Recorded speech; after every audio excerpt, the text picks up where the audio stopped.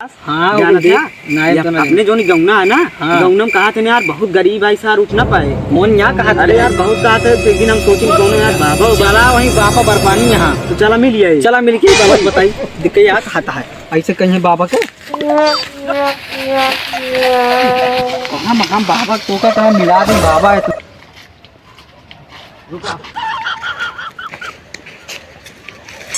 बाबा प्रणाम।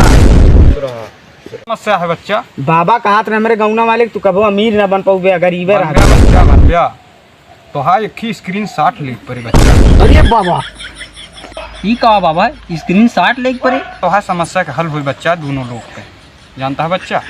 अच्छा बाबा screen shot ले पड़े तो आ सकते हैं। अच्छा बाबा। तू बराती जाते है बच्चा हाँ बाबा। हाँ बाबा। और गुटखा सिगरेट खाते है पियत है, हाँ बाबा। यही से तो उसी लड़की में पट्टी अरे बाबा बाबा लौंडीवा कैसे पटी है हमसे बीजने से? पट्टी है बच्चा। का एक तरकीब बताइए। हाँ बाबा बताओ। तू अपन बार कटावा बढ़िया स्टाइल मामन साइड अच्छा बाबा। और जेल लगावा, अच्छा बाबा। हेरा लवली क्रीम लगाओ बच्चा। अच्छा। दोनों बच्चा की एक तरकीब बताई। हाँ बाबा।